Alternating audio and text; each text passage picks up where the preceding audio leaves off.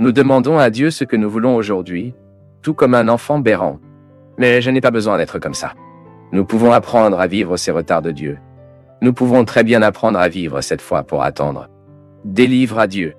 Moi, sincèrement, je n'ai aucune habitude de demander à Dieu. Ma façon de raconter de relation avec Dieu est différente.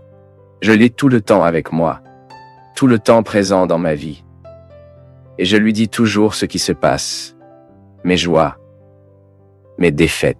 Comme, dans mon intimité avec lui, mon peuple, je n'ai pas besoin de plier mes genoux pour être là dans l'église, dans la chapelle, pour être en prière. Bien sûr, cette prière formelle est importante, mais celle qui nous conduit vraiment sur le chemin de la mystique est celle qui imprègne toute leur vie. Quand vous en voyez un, mon Dieu, à quel point cela est bon. Eh mon Seigneur, merci pour ce qui se passe en moi. Eh mon Dieu, donne-moi de la force en ce moment. Mais je n'aime pas formuler ce que je ne veux pas. C'est la même chose lorsque Robinho est tombé malade. À aucun moment je n'ai eu le courage de demander à Dieu. Il guérit Robson. J'ai aussi appris du Père Léo. À aucun moment, le Père Léo n'a demandé à Dieu de le guérir du cancer. C'est lui qui m'a dit lui-même. Je ne demande pas, Fabio, parce que je ne sais pas si Dieu le veut. Je ne sais pas si Dieu peut inverser mes choix. Maintenant, je lui demande. Aidez-moi à bien vivre jusqu'au dernier moment de ma vie. Nous avons toujours la tentation de demander ce que nous voulons. Mais pas toujours ce que nous voulons est le meilleur pour la situation. Qui a la sagesse est lui, mon peuple? Qui sait que c'est lui? Ce que je peux savoir, c'est ce que mon intelligence m'illumine, et ce que je lui permette de me montrer.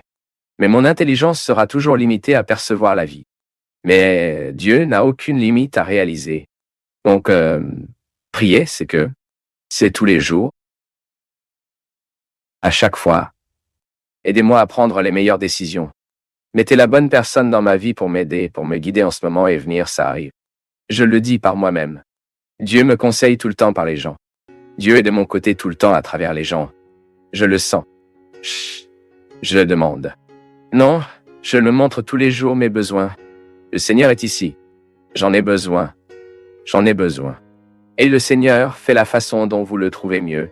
Je serai prêt ici. Attentif. Intelligent pour savoir ce que le Seigneur veut tuer. Pour ceux qui savent faire la partie miracle. Et cela, ne soyez pas trop inquiets de ce que vous n'avez pas. C'est peut-être le moment encore. Et quand le bon moment arrivera, vous pouvez être sûr que la vie vous mènera. Et vous le ferez arriver là-bas. Parce que Dieu le veut. Et puis, nous faisons l'effort de nous. Le partenariat aussi. Seuls ceux qui ont lu les livres du père Fabio de Mello savent à quel point ils sont transformateurs. Ils nous font réfléchir et changer notre façon de voir la vie. Si vous ne l'avez pas encore lu, ne manquez pas cette grande chance. En savoir plus en cliquant sur les liens de description. Jésus n'a jamais méprisé celui qui s'est approché de sincérité et l'a demandé. Entrez dans ma maison, monsieur. Entrez ma vie. Pur mon passé, mes erreurs. Jésus n'a jamais méprisé le sincère. Ceux qui ont eu le courage de toucher leurs doigts dans la blessure. Ceux qui n'ont inventé absolument rien à être devant lui. Ceux qui sont venus nus. Ceux qui ont déchiré les vêtements. Et qui n'avaient pas peur de montrer la honte. Le grand les hommes et les grandes femmes de l'histoire. Ceux qui ont été réellement touchés et qui sont devenus des modèles pour nous. Tous sont devenus misérables devant le Seigneur. Personne parfait. Et Jésus a tout jeté. Mais tous ceux qui ont eu le courage de montrer leur misère au Seigneur, de grandes actions se sont produites. C'était comme ça dans la vie de Magdalène. C'était comme ça dans la vie de Jean. C'était comme ça dans la vie de Zacchaeus, qui, honteux de lui-même, n'avait pas le courage d'attendre Jésus là-bas, où il pouvait être vu et voir. Il préférait y rester, caché au milieu des arbres, comme un animal. Faire tout pour y rester dans l'anonymat, pour voir Dieu se produire dans la vie des autres, ceux qui étaient là. Parce que certainement Zacchaeus a été visité par la conviction que Jésus n'a pas pu être misérable. Zacchaeus pensait certainement que cet homme, ce grand prophète qui passait, faisait une grande révolution en Israël, a bien respecté les règles de son temps, croyant que Dieu avait une prédilection pour le parfait. Alors, caché dans l'arbre, parce que d'une manière ou d'une autre, avait déjà soif d'entendre un mot, mais je n'ai pas eu le courage de vous mettre devant. Mais voici que Jésus fait l'impensable, entouré de saints et de disciples. Dieu dévia son regard, et en détournant les yeux, il trouve celui qu'il a vraiment besoin de trouver. Non pas que ces gens qui étaient avec elle n'en avaient pas non plus besoin. Je ne dis pas ça. Il réalise simplement le mot qu'il a dit lui-même. Que ceux qui ont besoin d'un médecin sont les malades. Et à ce moment, les malades étaient cachés dans l'arbre. Et Jésus le perçoit et Jésus le regarde et dit l'expression qu'il changera certainement la vie de Zacchaeus, qui sera un bassin versant. Le Zacchaeus du passé, le Zacchaeus de ce lac à dos au futur. Jésus regarde cet homme caché de lui-même, honte de la vie qu'il a menée, dans la métaphore de l'arbre, dans la métaphore d'être caché. Dieu reconnaît un homme peur de lui-même, honteux de lui-même. Regardez-le et dit « Zacchaeus, descends cet arbre qui aujourd'hui je veux rester dans votre maison. » Cela pourrait très bien, Zacchaeus. Rester à la maison de ces gens ici. Mais non. Je veux aller chez vous. Le regard de Dieu trouve qui doit être trouvé. Le regard de Dieu regardant ceux qui ont besoin d'être regardés. L'amour de Dieu aimant ceux qui ont vraiment besoin d'être aimés. Le regard de Dieu trouvé qui est perdu, rendant la nouvelle vie née qui est si vieux, âgé, a échoué. C'est ce Dieu qui est dans ce Jésus, nous croyons, qui rend le peu probable. Réjouissez-vous de votre Sauveur. Réjouissez-vous de votre Maître. Réjouissez-vous de Dieu à qui vous aimez. Il regarde les arbres, les endroits improbables où nous ne trouvons généralement pas des gens, et trouve quelqu'un qui mérite la chance d'une nouvelle vie. Et si cela arrivait à Zacchaeus, cela pourrait bien m'arriver. C'est ce qui m'émoure tous les jours. Si cela arrivait à Zacchaeus, ça peut également vous arriver. Le peu probable peut arriver. J'ai également vécu, et je vis encore plusieurs fois, à plusieurs reprises de ma vie, la méfiance envers ceux qui me regardent et ceux qui ne peuvent pas croire que Dieu peut faire quelque chose dans ma vie. Parmi ceux qui me voient de toute façon, cela n'a pas d'importance. Nous serons toujours victimes de personnes qui ne sont pas du tout engagées dans leur vérité. Ce n'est pas un problème. Cela fait partie de nos vies. Maintenant, ce qui doit nous déplacer, c'est le regard improbable de Jésus, nous répare et nous voulons que nous. Vous pouvez être sûr que dans la vie de cet homme marqué par la limite et la misère, il y a un Dieu qui ne l'abandonne pas. Je crois et je poursuis cette vérité à chaque seconde de ma vie. Et vous avez le droit de le croire. Vous pouvez même croire que Dieu a plus à faire dans la vie de votre frère parce qu'il est un peu mieux que vous. Mais il est peu probable que nous voyions se produire. C'est peu probable. C'est Jésus au milieu de cette multitude d'hommes et de femmes hétéros, disciples ultérieurs de la religion de son temps, et il détournait les yeux, et faisant attention à la prostituée qui est prête à être lapidée. C'est le peu probable. C'est Jean, un homme d'un tempérament horrible, regardé par Jésus et transformé, même appelé le disciple bien-aimé. C'est un peu probable. C'est le toxicomane qui monte et redécouvre le sens de la vie, car il a été touché par l'amour de Dieu et la miséricorde de Dieu. C'est un peu probable. C'est la découverte malhonnête avec la vérité. Reprendre la vie d'une manière nouvelle. C'est un peu probable. C'est l'alcoolique en train de se débarrasser de sa dépendance. De réunir la valeur de lui-même et de dire, d'après aujourd'hui, l'alcool ne fait pas partie de ma vie. C'est l'action de Dieu silencieux dans le cœur que nous ne soupçonnons même pas, qui sont déjà accrochés par le ciel. C'est un peu probable.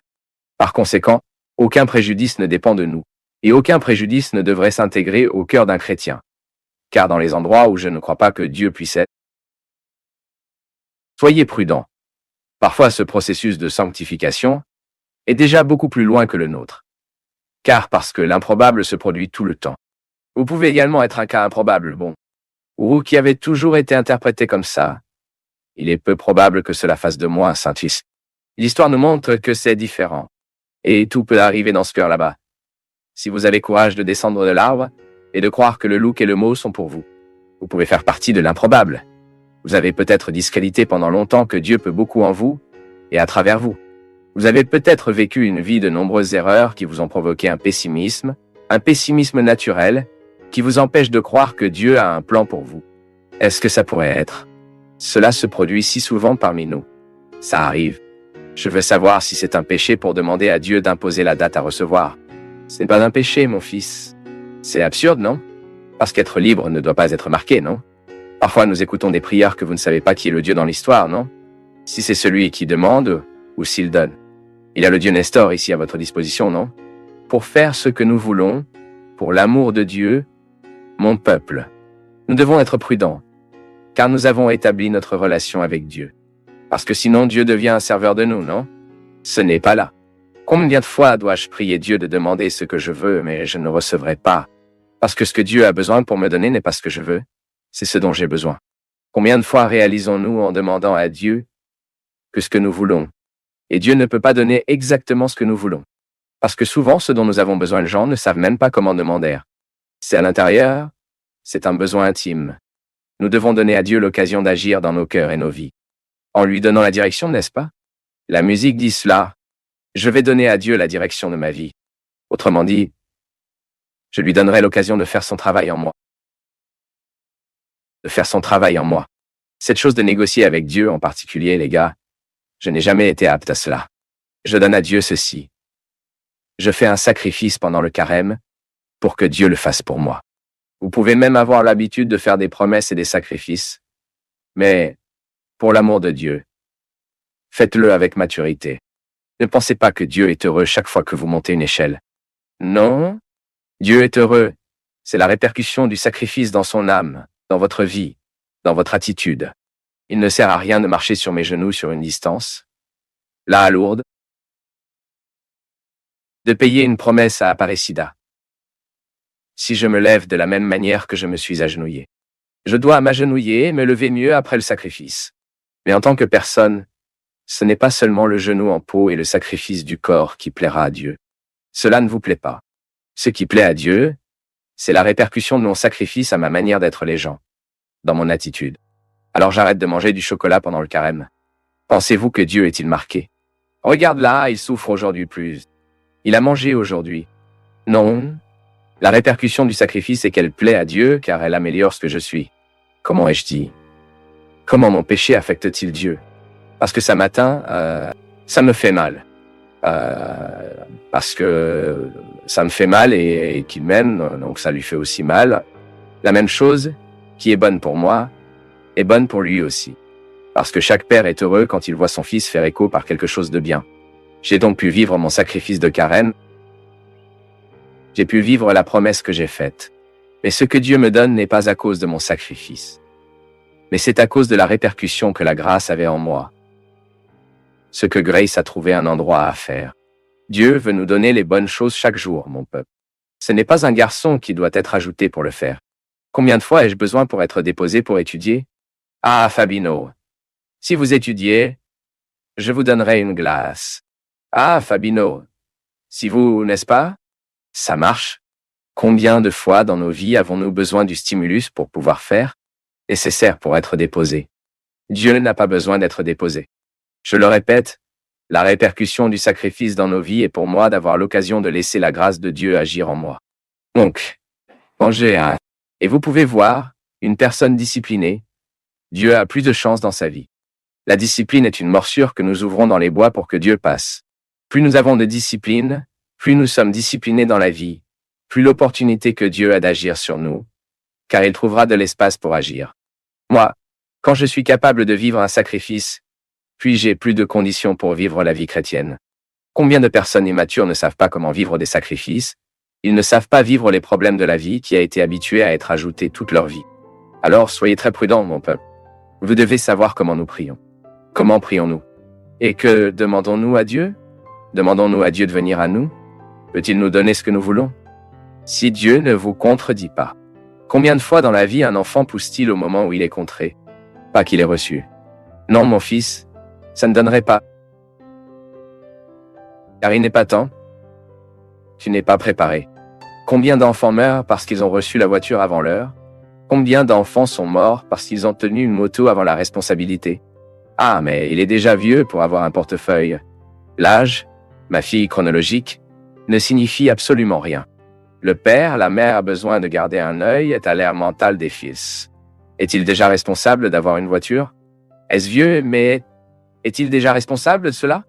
Ensuite, le père et la mère donnent des choses au bon moment, quand la responsabilité existe, car il sait qu'il peut donner la mort à son fils. Donner une moto à l'avance peut être de donner la mort à votre enfant, ce que vous allez créer l'opportunité de la catastrophe. Vous allez créer l'occasion pour le diable, le diabolique de la vie. Dieu, la prière est la même chose. Plusieurs fois nous demandons à Dieu ce qui n'est pas le temps de demander. Et nous n'aimons que Dieu alors qu'il accomplit ce que nous demandons. Mais ce n'est pas là. La prière doit être un lieu de gratification. Ce doit être là où nous apprenons à vivre la restriction et la possibilité. Dieu ne me donnera pas toujours ce que je demande. Ah, donc je dois être conscient. Oubliez ça, arrête de demander. Une heure arrive, une heure se produit. C'est la même chose quand nous voulons que quelque chose se produise et que nous insistons trop. Cela peut même ne pas arriver. De la part, si que nous insistons, et parfois, ils se sont détendus, la femme est tombée enceinte. L'anxiété génère cela plusieurs fois. Notre prière est souvent anxieuse. Nous,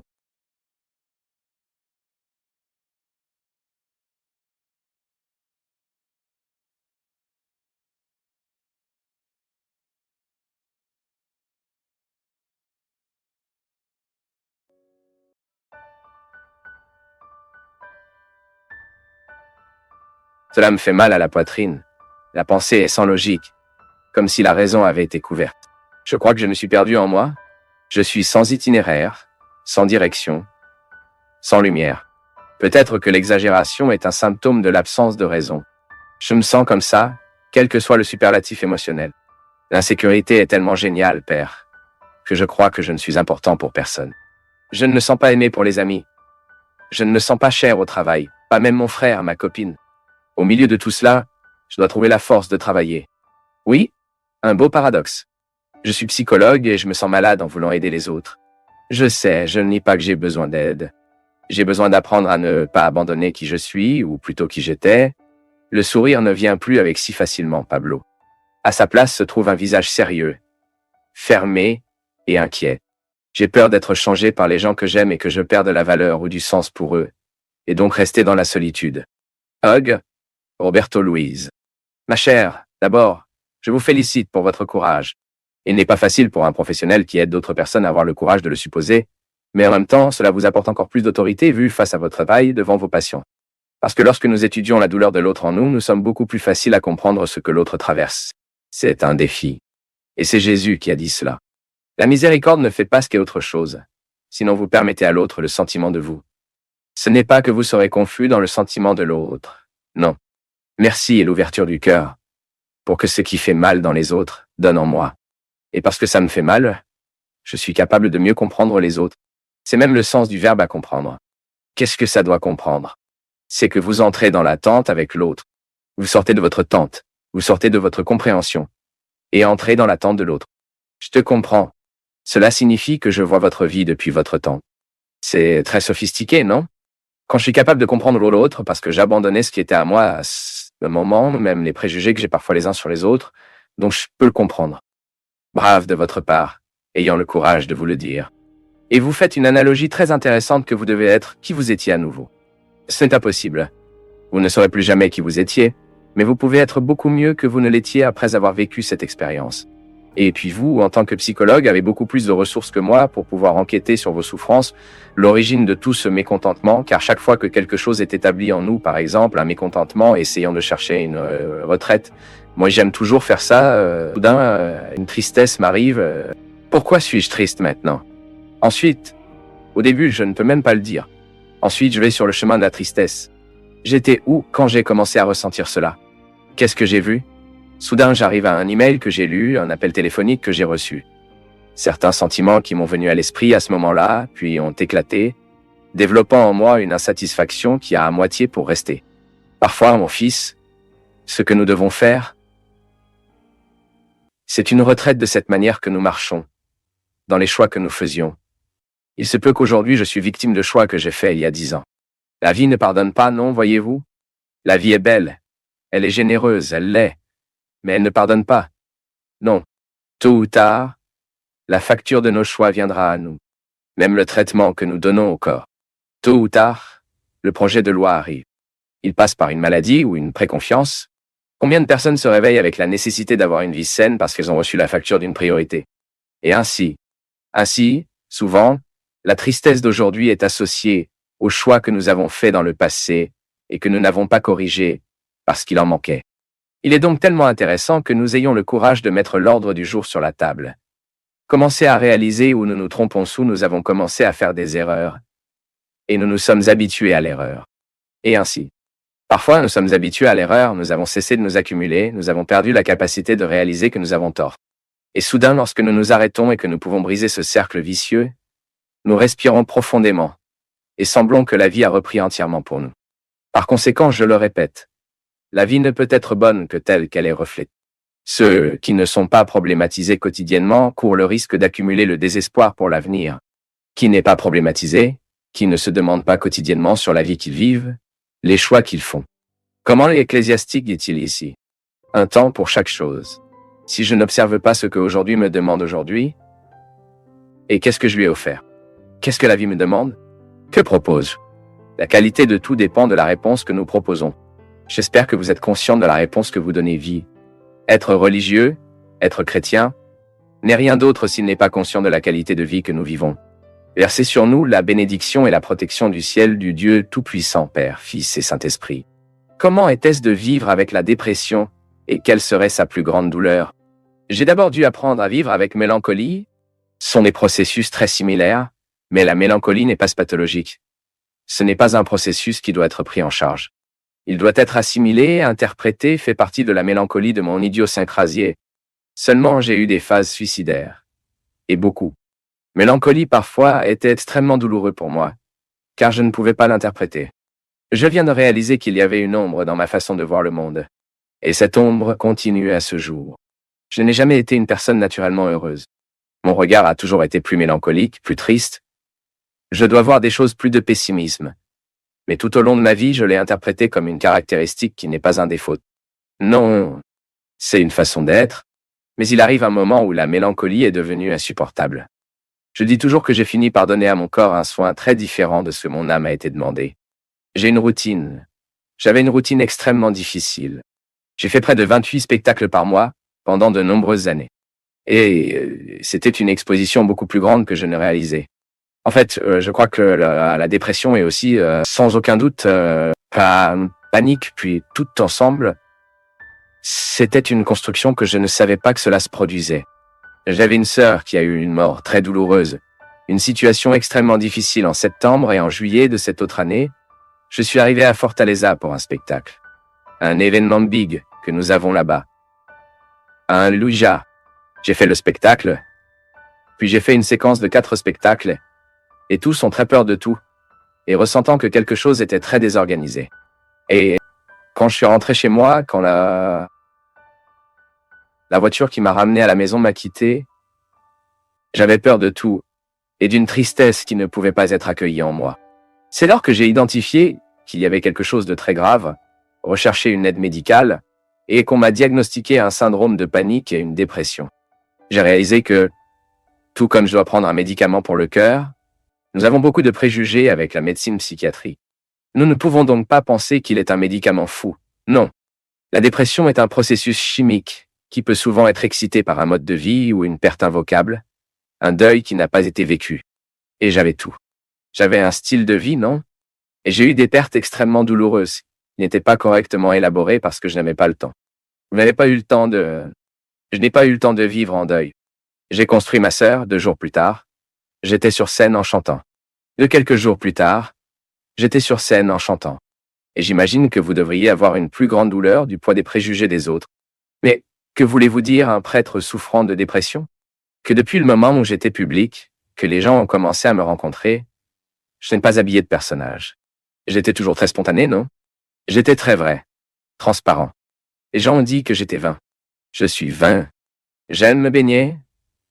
Si c'est une vanité, je le suis alors.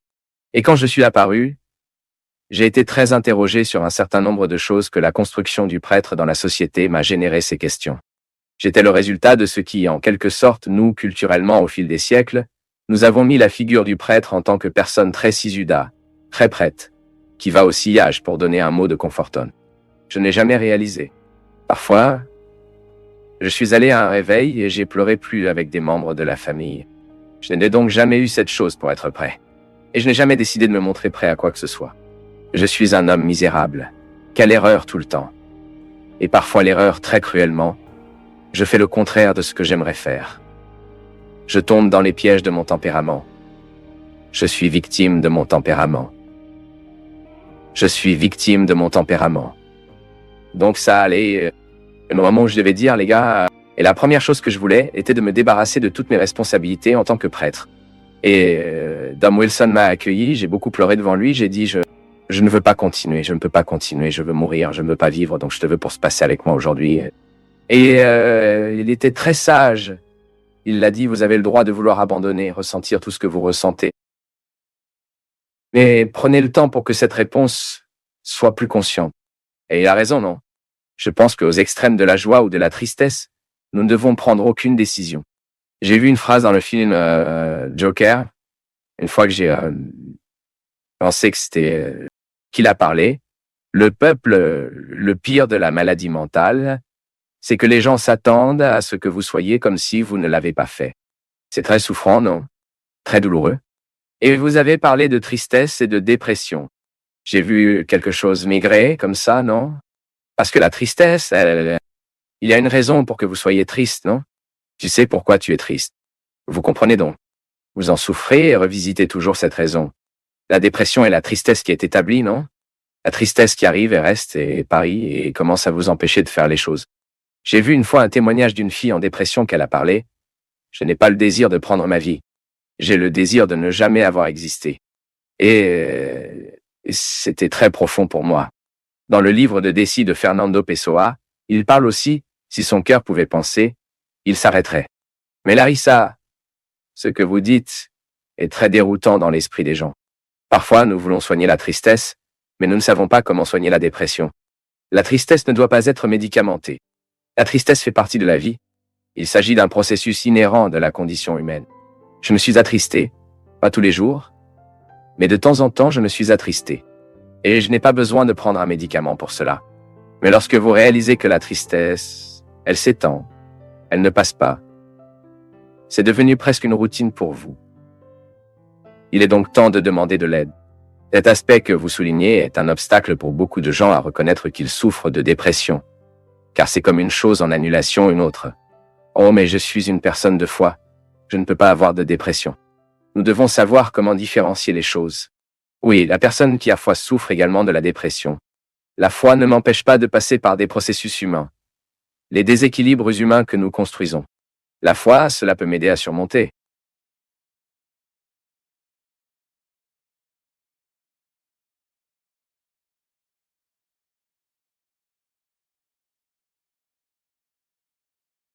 Si tu es resté jusqu'à la fin, si tu as pris le temps d'écouter, cela te distingue déjà de la majorité. Like, commente d'où tu nous regardes et jette un œil au lien dans la description. Tu trouveras sûrement d'autres contenus qui poursuivent cette conversation avec toi. Merci, une grande accolade et à la prochaine.